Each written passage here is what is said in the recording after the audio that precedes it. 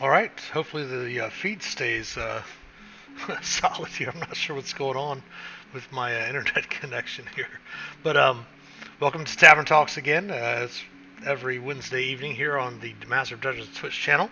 We are doing something a little different for the next few weeks. I am going to be looking for a permanent co-host for our Tavern Talks on Wednesday evenings. And we'll probably have the first part of the episodes, usually our broadcasts, usually talking about news, things that are going on in D&D that might have been being talked about on the internet, things like that.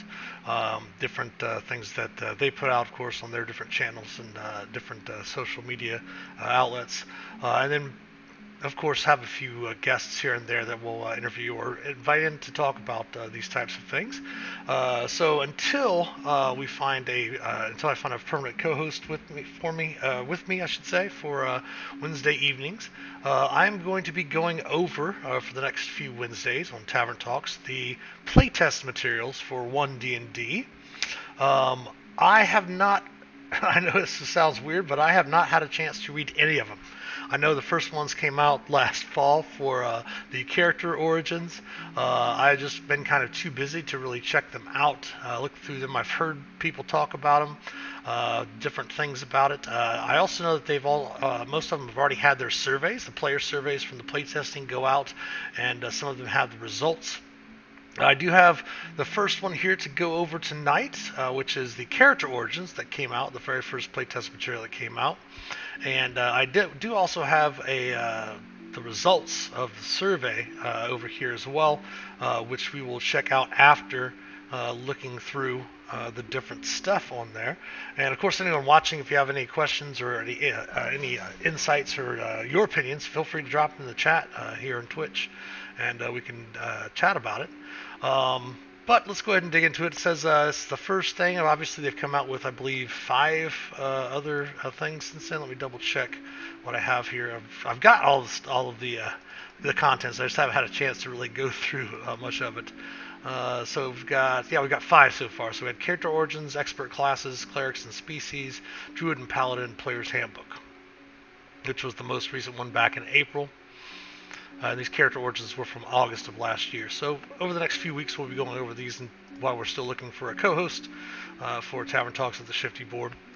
So basically it goes through, and these are updates that are going to be coming out in the New Player's Handbook next year, 2024, the 50th anniversary of Dungeons & Dragons. See, character races, obviously we all know that that's been discussed, and it's going to be changing the races to actually species, from what I have heard. The backgrounds, of course, we've already been seeing that a little bit so far in the Spelljammer books, and some in the Dragonlance, where there's going to be backgrounds coming out with the first level feat, and everyone's might have seen that, especially since if you play Adventures League, like most of the games that I run are, they've already put out guidance for that if you have a background that does not have a feat, you can go ahead and select a first level feat from a very small list. Of course, the backgrounds we'll go over, starting languages, the feats, of course, mentioned there, and then the rules, some of the stuff, clarification that needs clarified, redefined, or doesn't appear in the Player's Handbook from 2014. Of course, play test material, feedback, of course, from the surveys, and then power level. Character options you read here might be more or less powerful than the options of the Player's Handbook. If a design survives playtesting, will adjust its power to the desirable level before official publication. This means the option could be more or less powerful in its final form. Fair enough. Okay, creating your origin. That's really cool. I like to be honest, just the first thing I see is that you have your race, your background, and your languages. In the Player's Handbook from 2014, you would actually select your class before you would select your background, which I always found confusing when I would always go to help people create a 5th level character, or a 5th edition character for D&D. I would always have them, suggest that they choose their background before they choose their class, because the background, especially if you're playing with the optional of custom backgrounds, which the Adventurers League does use, you can select pretty much any skills, any two skills, any combination of two languages and two tools. So you can get two languages or two tools, or a language and a tool for your background. Then you can pick your background equipment from any legal background source, and then of course you can pick any background feature that you want from all of the different legal sources to make your custom background. So I always wanted the players to choose the background first before you go to your class, because you can get some really cool skills and stuff like that to complement whatever class you pick, instead of having to go back and change stuff once you finish your class. That's good at doing the race in the background first. Of course, the ancestry, the herd coming out as species. Every creature, of course, have their creature type, like humanoid, fae, stuff like that. The size. Okay. Speed. You will notice that they're doing away with I've noticed they're doing with the smaller races with their speed difference, like they used to have halflings and dwarves. I think even gnomes only 25 foot of movement, and starting to change that around because it's really hard to use all those squares, and you have to go half move at 25 feet. That's 12.5. It's really hard to do on hexes that are supposed to be 5 foot each. So usually just rounding it up to 15 is kind of redundant whole thing for them moving half speed. Of course, lifespan, and of course the traits from each of the species or race, as it were.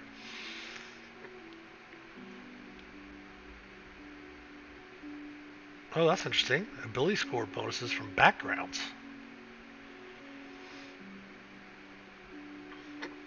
Okay, so they've changed it around now. You get 2 proficient skills, as before, and each background gets 1 tool and 1 language as well.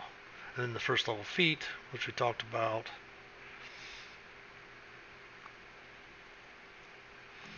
I really do love with the 5th edition what they've done, putting all of the your basic starting equipment, or you can do the starting wealth like the old way of doing it in the game. But I really do love the starting equipment. It makes it much faster and easier. And then we get a little bit of coin from your background. Now I'm not sure what it's going to be like with 1D&D or 5.5 or whatever it's going to be called.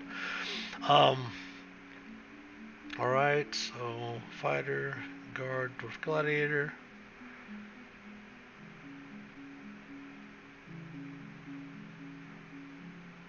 Okay.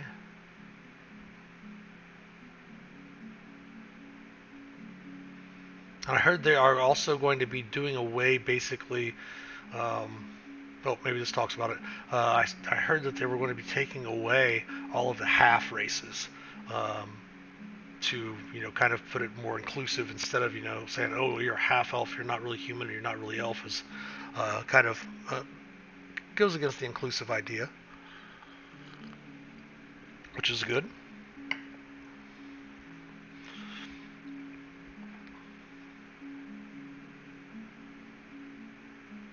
So I have played every edition but 4th edition. I've only played a couple sessions of 4th edition. Went right back to 3.5. So I'm unsure what an Ardling is. I'll have to read through that. Coming up here, okay. So you mix and match if you play a child of 2 different races or species. That's interesting. Average lifespan of the 2, okay.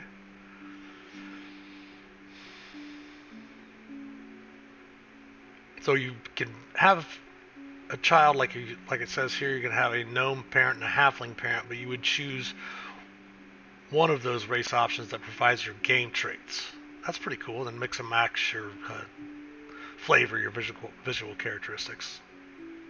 That's pretty tight. I like that. I'm happy we are free to remix species of origin. I missed the half elf. Yes, I did love. That is one of my favorite races from the just standard 5th edition. Is the half elf, because they are definitely diplomats. That is for sure.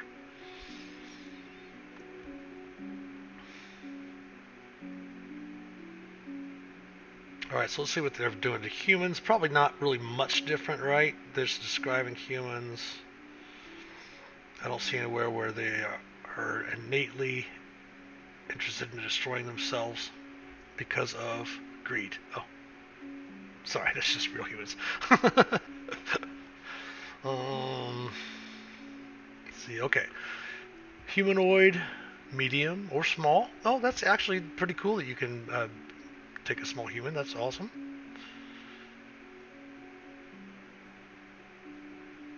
$80. We don't even have 80 years, but I guess there's still, we might have that if we had magic, right? Okay. Resourceful. You gain inspiration whenever you finish a long rest. I don't. My first instinct is to not like that. I don't know why. I think it's because I use inspiration all the time. I think that is putting that inspiration into a rule is not good because of course I do know that there are some DMs that do not use inspiration, or they're very stingy with it, or they really aren't sure how to use it, or they think that it might give the players too easy of a time. I love it. I use it for those that watch our live play games, I use it as a storytelling element. It's Players want to use their inspiration, and most of them do save it for really, really appropriate times in the game.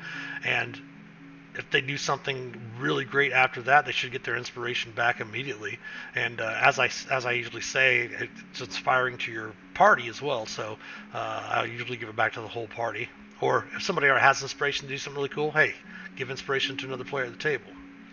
But I don't know. For me, at least, giving inspiration whenever you finish a long rest is kind of forcing an option that the DM has to give, or anything like that. Yes, it is a great thing for player creativity, but I don't like the idea of forcing to have to use a mechanic that is really at the DM's discretion.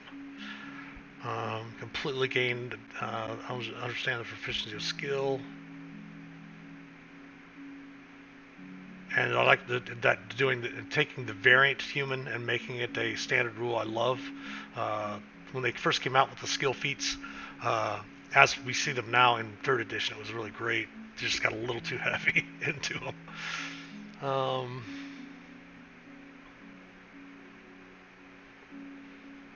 But again, like I said, that resourceful thing, that's just my first take on it, that it might, after thinking about it, might something different. Okay, Ardlings, supernatural beings, are more upper planes.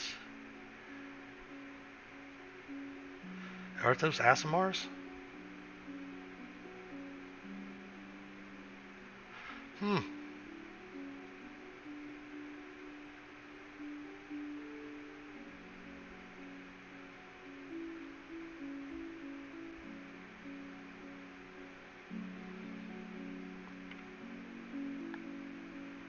Resembling that of an animal. Exalted. And then heavenly. Celestial, Utopia.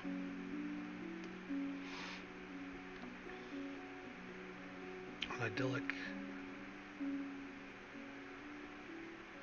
Neutral good, lawful good, and chaotic good, okay? I really like the idea that they offer you the chance to be small or medium, and not penalizing you with your speed boost for taking a small character.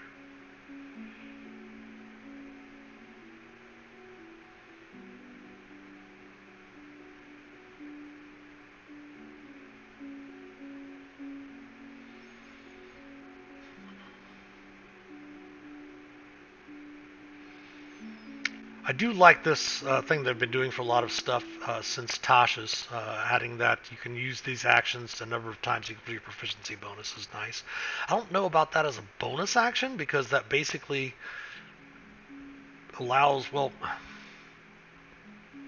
I guess for a race, it's not too, for a species thing, it's not that bad. I mean, rogues can do it every turn, I guess, as a bonus action, dash, because this basically gives them a dash, two dashes at first level. Which is, well, it's not too bad. And these are the spells they get at each level, so cure wounds. I don't see any problem with that. 2nd level spells. 1st level spells at 3rd, and then cantrips at 1st level. Lots of different mixtures with clerics and druids, and maybe even divine soul sorcerers or celestial warlocks. Depending on what subclasses move over. I guess there's supposed to be 48 subclasses, 4 for each class, which is really, really going to be cool. Magical abilities.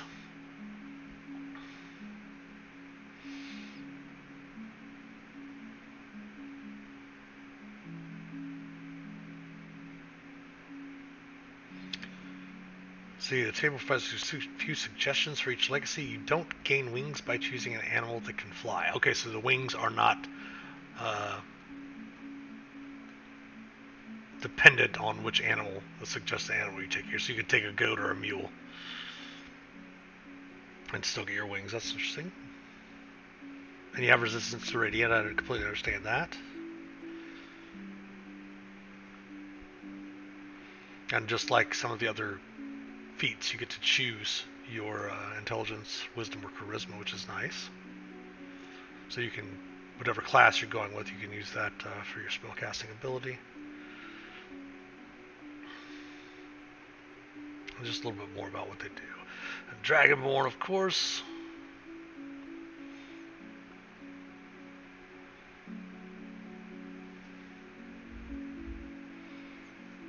They can only be medium. That's interesting. What if I wanted to be a Dragonborn that was, you know, had like pseudo dragon or fairy dragon ancestors? They might change it. Who knows?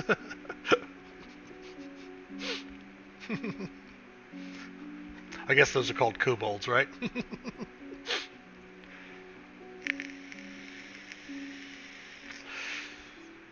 Okay, you still get your choice of that.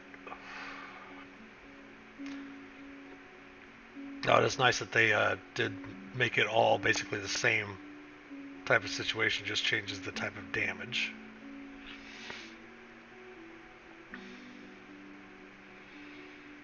Dark vision.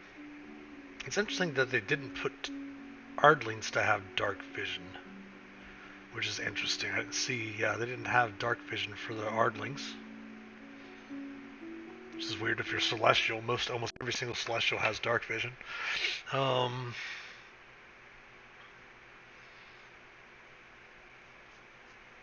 Yeah, I can completely understand Draconic.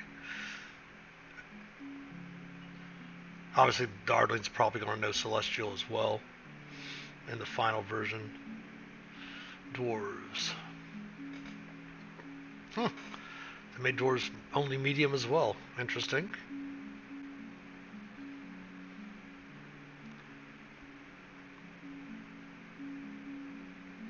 I still love the dwarven resistance. So now all dwarves, so not just your sub races as it is in 5th, all dwarves have your toughness there. I think it was it Mountain Dwarf that had that?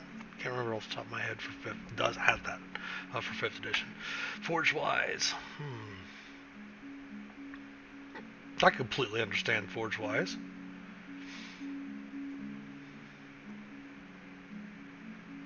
And stone cutting's interesting.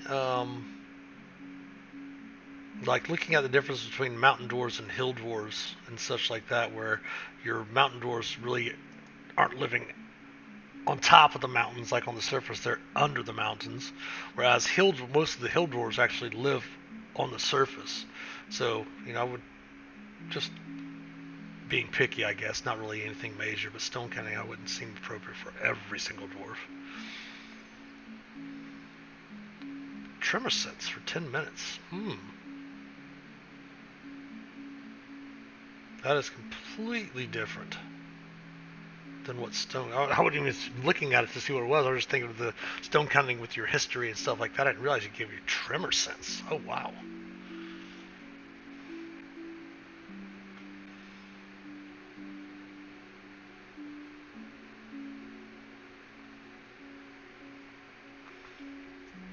Alright, let's see what they did with the elves.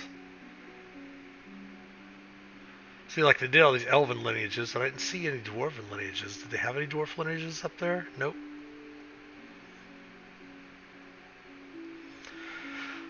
Humanoid medium 30, 750. Dark vision is normal.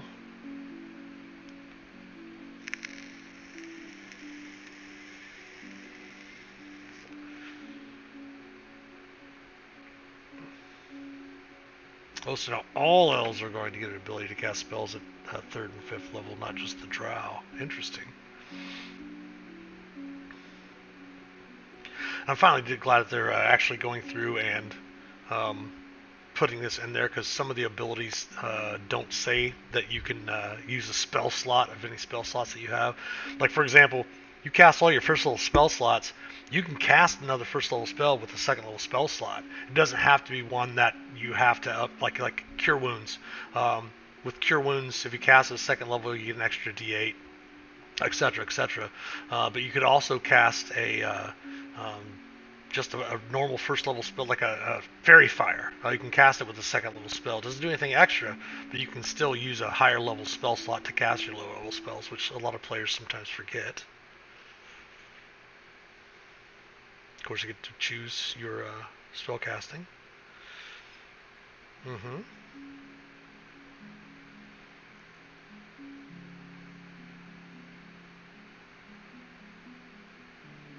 Oh, so that's you have advantage on saving throws you make to avoid. Oh, avoid. Okay.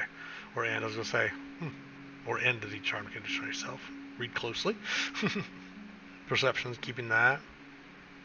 Oh, so they put the trance, and they then moved the magic can't put you to sleep into the trance instead of Fey ancestry. That's interesting.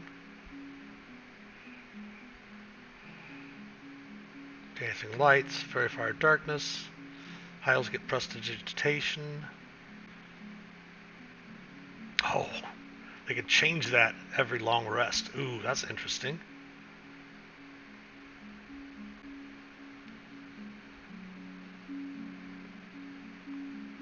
Wood elf. Oh, that still keeps them good for rangers. That's awesome.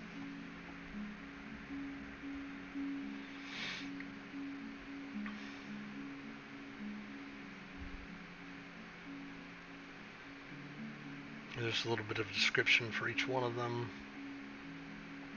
Alright, gnomes. Description of the gnomes. Understand only having to be small, and completely understand that. Dark vision, advantage on, yep. I always forget the gnomish cunning. That's such a powerful trait. And they have gnomish lineage.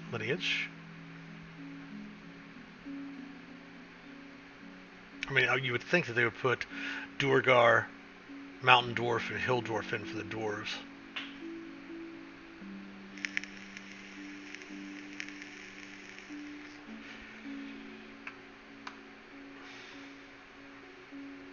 Speak with animals. Mending. Oh, so rock gnomes know mending and prestidigitation. Clockwork device.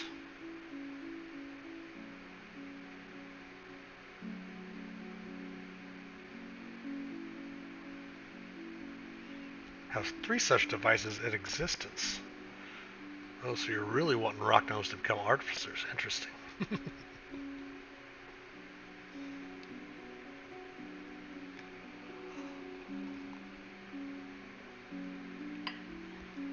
So you can reclaim the gold piece of materials to create it that you created it with to create another. Well, each one dismantles itself after 8 hours of after its creation.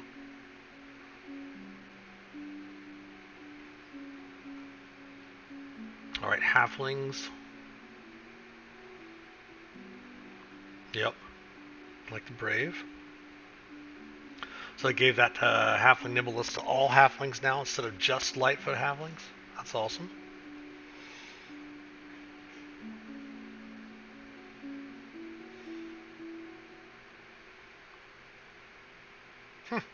Same thing. You would think. Well, I mean, most likely in the final print, the halflings and dwarves will have lineages too. I don't know. We'll see. Has anyone heard anything about that? in chat.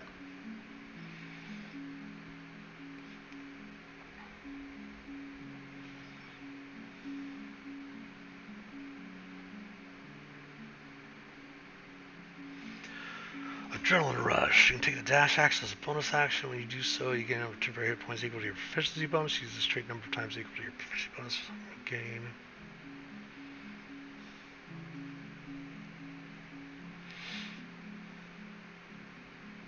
Gets you into combat faster.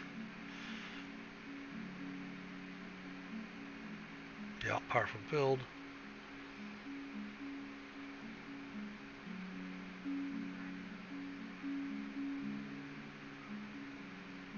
That's pretty good. Similar to, I think, exactly what it currently is. Tieflings.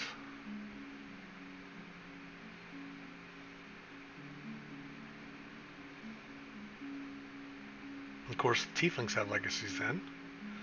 Abyssal, Chthonic, and Infernal.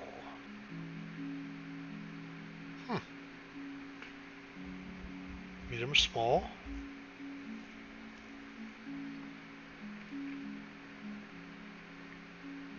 Same thing as the Bardlings.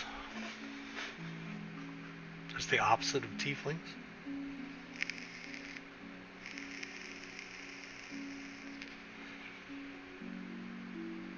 So legacies: resistance, abyssal resistance to poison damage, poison spray, ray of sickness, whole person. Resistance to necrotic, chill touch, false life, ray of enfeeblement.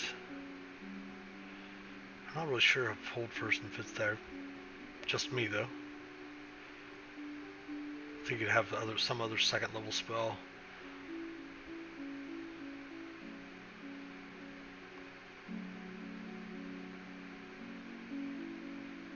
Gotcha, okay. Alright, so that is the tieflings. So not only do they also all know the thaumaturgy cantrip. Okay, so everyone knows that as well as their other spells there. Alright, backgrounds. Well, before we go into backgrounds, just the races themselves, not bad. Like I said, I don't understand them not having legacies for, like, what do you call it? What we're just talking about. Yeah, their legacy for their lineage for the dwarves and halflings. It'd be interesting to have them add those in there as well. Especially since almost all of these other races are getting, you know, extra spells and all stuff like that. Leaving the halflings out and the dwarves out is very interesting. I mean, I guess they are more closer to the human cultures classically than they are to the more magical, fantastical races. All right, so backgrounds. Build your background, pre-made background, and customize it. Okay.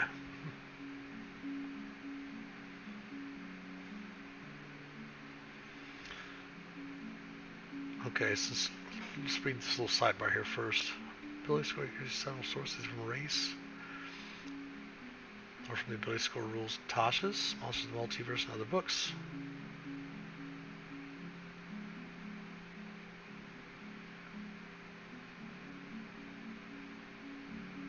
So this is just for the plate. That's just something for the playtesting material. Okay.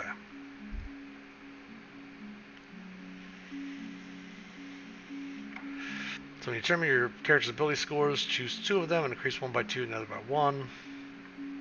Alternatively, choose 3 ability scores and increase each one of them by 1. To a new viewer, welcome in. I am a little bit behind. I have been very busy since these were released. In the next few weeks, we're going to be going over all the different Unearthed Arcana playtest stuff coming out. And obviously, these have all had their surveys afterwards. So we do have the survey up for the first set of playtest material that was put out. Of course, if you want all of the most recent playtest material, you can get it on D&D Beyond. Alternatively, if you want to join our community Discord server, which you can find right there in chat or down below, we keep all the playtest material. I mean, I get it and I download it as soon as it comes out. I just haven't had a chance to read it, but I do upload it to our community server, so everyone can have a chance to just make sure to select D&D News as one of the roles that you want. So you get 2 skills from your background. You also get your ability score improvements. You get your tool. You get your language, as mentioned. You get your first level feat. It's interesting that they didn't. I wonder, because I know they were talking about feat trees. I haven't.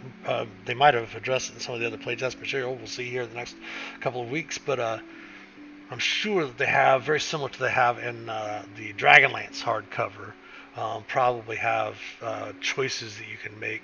I know that when they first came out, it was initially tough or skilled, and then magic initiate cleric from Spelljammer. But for the Forgotten Realms, they changed it to just magic initiate, so you can choose that magic initiate from any of the magical classes. And you get 50 gold, so that they're upping the amount of gold you get with your starting equipment. And then obviously, probably in the classes, they'll still have the class, your class gear, class starting equipment. Okay, so some sample backgrounds. So you can create your own background using all of these guidelines here, or you can use a sample background. Oh, that's right. I forgot they're changing that to Divine, Arcane, and Feral. Isn't it? That the 3 types of magic now?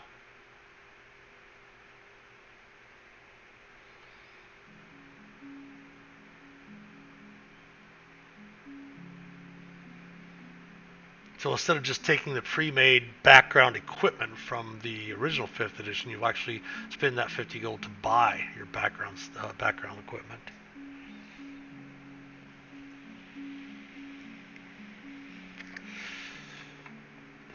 Artisan. Okay. Totally get that.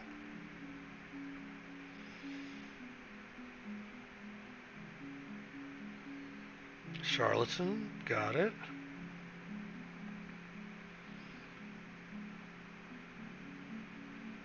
Cultist, wonderful.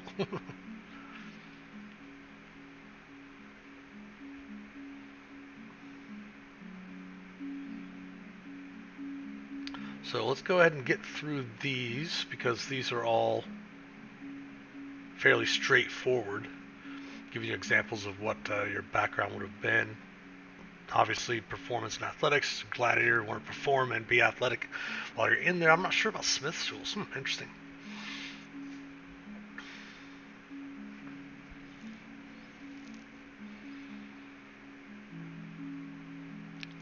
All right. Wow, they really put a lot of pre-made backgrounds in there. Okay.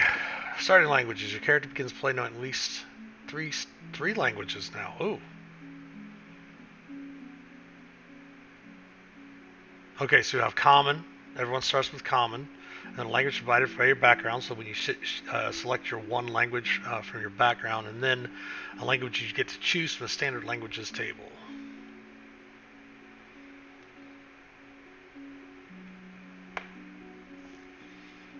Oh, that's awesome. Common Sign Language is awesome. I always wondered why they didn't put in the Drow sign language. I always tried to use that as like a flavor.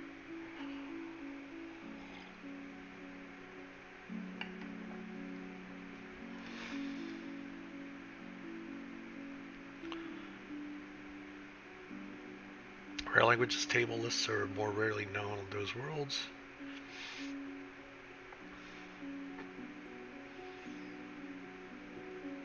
Okay.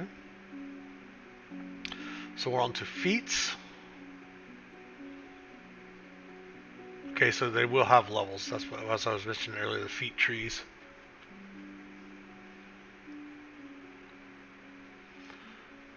Prerequisites. Okay, of course. Yeah.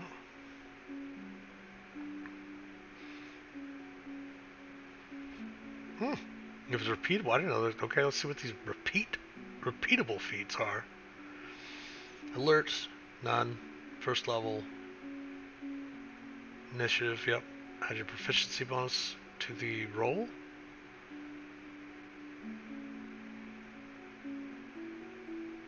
So initiative gets rid of the, alert gets rid of the ability to be surprised. Well, I guess it kind of does, because you can immediately, after you roll initiative, you can swap your initiative with the initiative of one willing ally in the same combat. Interesting.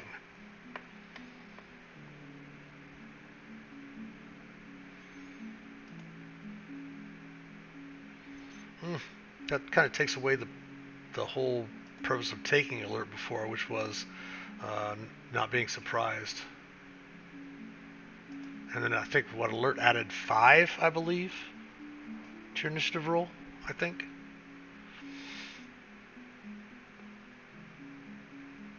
Crafter, that's interesting, kind of similar to skilled, but in splitting it up.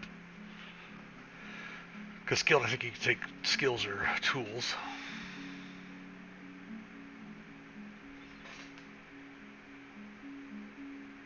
Whenever you buy a non-magical item, you receive a 20% discount on it. Interesting.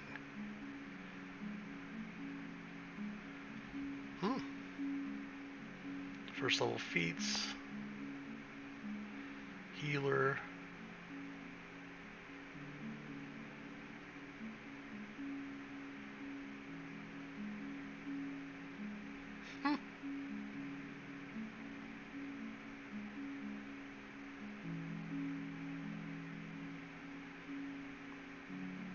That's interesting. So Battle Medic's pretty cool, because that, instead of just the, what was it, die 4 plus whatever for the healer's feat, or die 6 or something like that, they actually roll their hit dice. So you're working on a barbarian, they can actually expend one of their hit dice. Roll d12 plus your proficiency bonus. That's pretty cool. Ooh, they have the luck points. Interesting.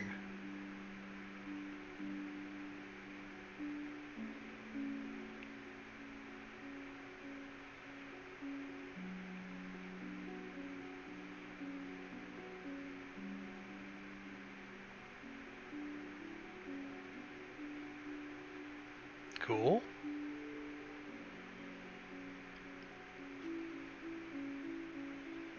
Magic Initiate. Arcane, Divine, or Primal, so it's not by class, it's by spell type now. Okay. And you could take it as many times as you want from each, so you could do Arcane, and you could do Divine, and you could do Primal. Interesting build idea.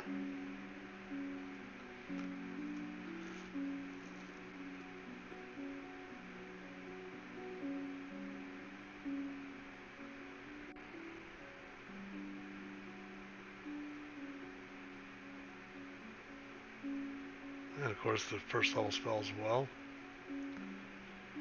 Oh, you can replace them now too. Cool.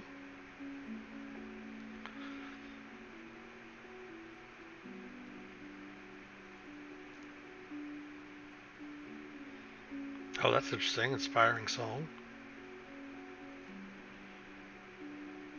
I wonder if you can do that Inspiring Song along with the Song of Rest, if you're playing like a bard. Be interesting to see.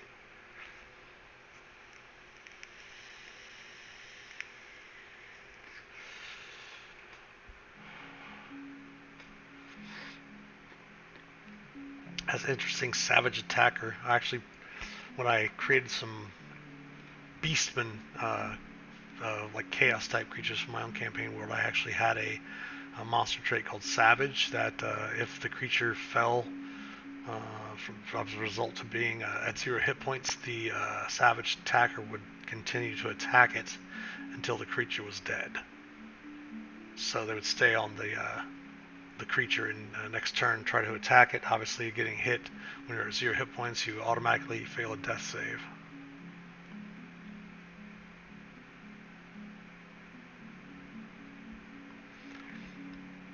Unskilled, okay. Same thing, just gets only skills now.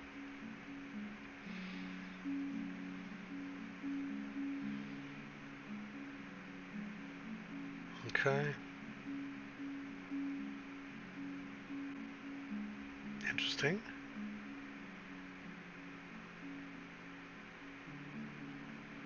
So are they taking away then the shove action that can replace one of your attacks? Because right now you can use the shove action or knock prone action.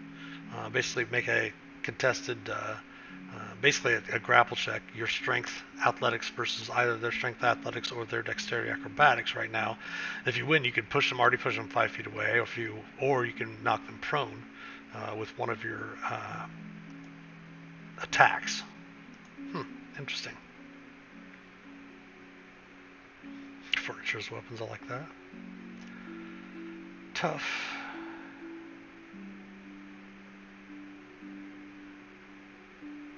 It's pretty much the same thing, they're just changing the wording.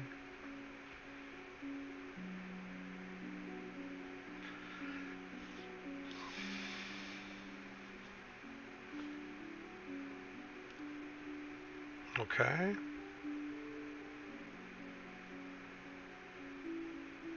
Unless they changed all the prices to just 15 a piece. Very cool.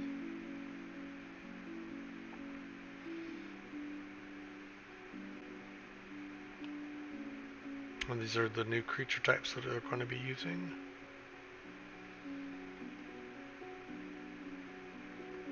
I don't see any major difference there. Not just on first read. D20 tests.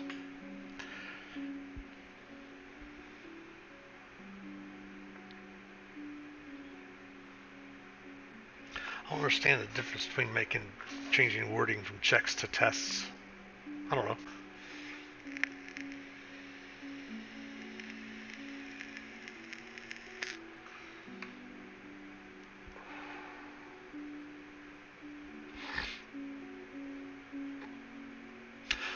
Now I do know that these were kind of changed back. I did hear that. They were making it where you could critically fail on everything. And that you could critically succeed on everything. Which I did hear that they kind of were talking about changing back, that those kind of failed. Personally myself, I think there needs to be a specific, like some certain rules for if a rolling a 1 is a critical miss, like it automatically misses as it is in the game right now. I do think that needs to be adjusted a little bit, especially when a fighter is attacking something that even rolling a 1 is well above their AC. What I kind of did for a little while for a homebrew rule, obviously not using it in Adventures League, but if the character rolled a natural 1 and still hit the armor class of the creature or the object or whatever they were attacking, and the roll made it like at least over 5, that the natural 1 would still hit. A rule like that would be really cool to have in the game, because it doesn't make sense that a 15th level fighter is attacking an ooze or something with an AC of 8 and rolls a natural 1, and they still have like a plus 15 to hit. It's a 16 and they miss. It's a little crazy there.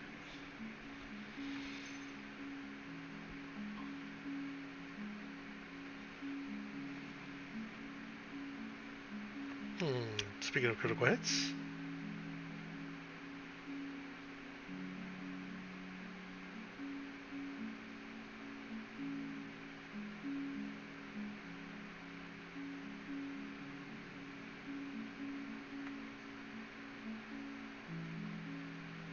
So for the way it's presented here, unless it's mentioned elsewhere, it looks like, again, I have to read the results. It looks only if weapons are unarmed strikes we're going to do critical hits, so you wouldn't be able to critical hit with a firebolt. I might mention it later on as well.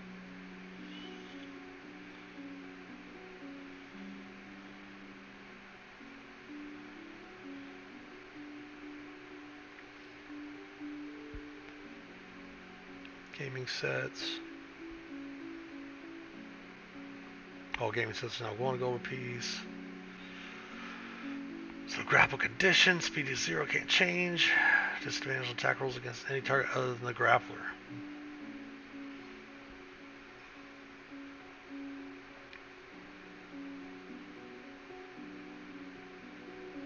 So they're changing some of the conditions.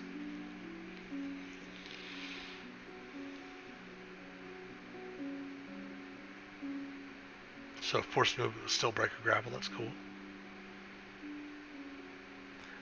And they're changing a lot of the wording around.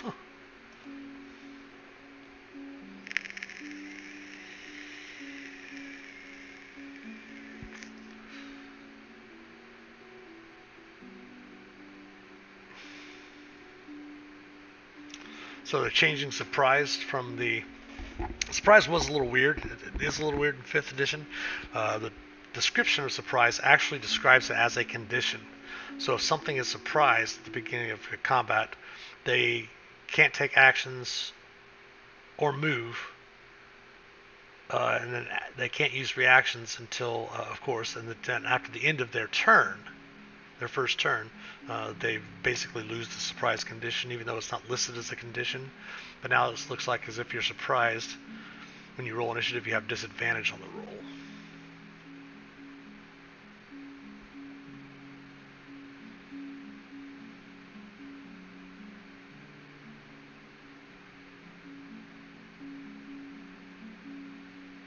So they're also saying that if you roll a natural 20, you gain inspiration as well.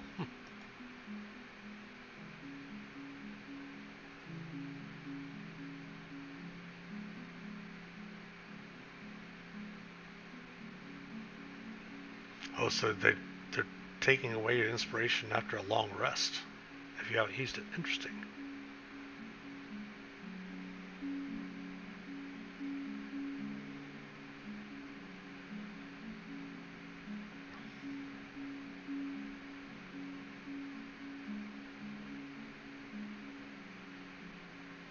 That's really important for people that a lot of players and DMs don't remember. Even in 5th edition, as it is right now, you still have to have 1 hit point to get the benefits of a long rest.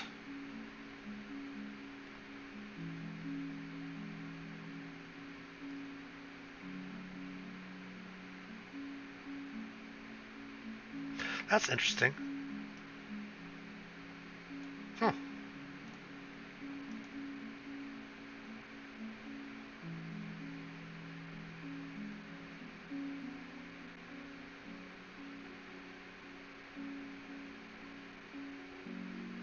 Primal spells, load condition. So it just basically halves your movement.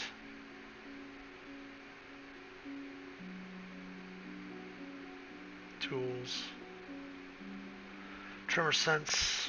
Most of these obviously are just rules for the, or the definitions for some of the rules earlier in this playtest material. Then the spell lists. We're not going to spend time going over a complete list of all the spells. Although it is interesting that Thunderwave is no longer on the arcane spell list. Interesting. And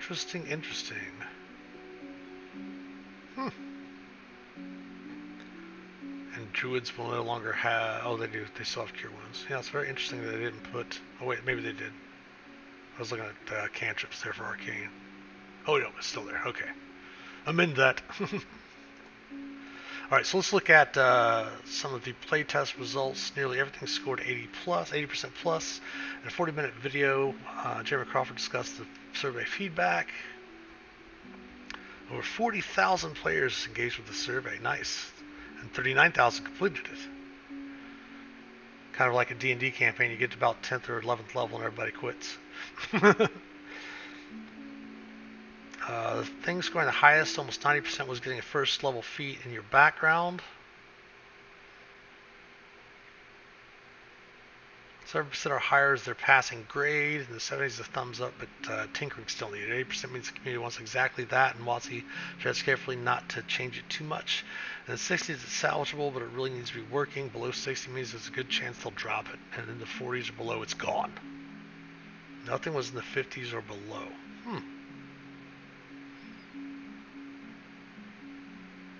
Only 3 things dipped into the 60s, which is the D20 test rule. Of course, the Nat 1 and the Nat 20. The Ardling. Oh, interesting. And the Dragonborn.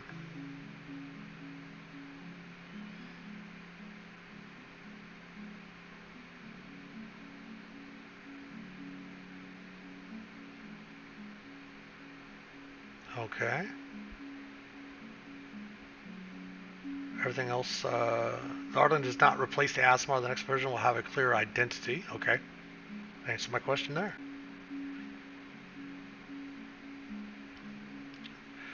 New Human was 83. Looks like the Dwarf, Orc, Tiefling, and Elves were about 80 to 81. Gnome and Halfling about 78. Interesting. And then it mentions something about future installments and other notes, which we will discuss in the next.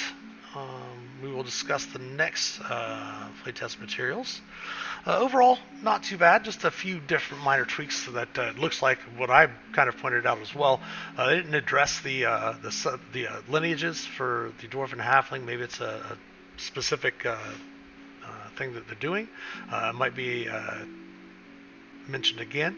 But yeah, that's the first one, the character origins. Overall, not too horribly different. I can definitely see where some of the different conditions are going to be applied differently with the new rules. So it's not going to be completely, fully compatible backwards with 5th edition. It's going to be interesting to see. Like, obviously homebrew you can still use either edition, kind of the same way 3.5 and 3.5 were usable together. But obviously, if we're going to do the Adventures League with organized play, it's probably going to have to be used rules as written for the new version of the book. It's going to be interesting to see also if they change that around and what they're going to allow the players and the dungeon masters to do with the organized play about what rules that they can and can't use from the older editions as well, if they do something like that. That was character origins for the playtest material for One D&D. Next week we will look over expert classes. It looks to be a much larger file, so we might have a little bit longer of a stream next week, or we might break it down into 2 separate ones.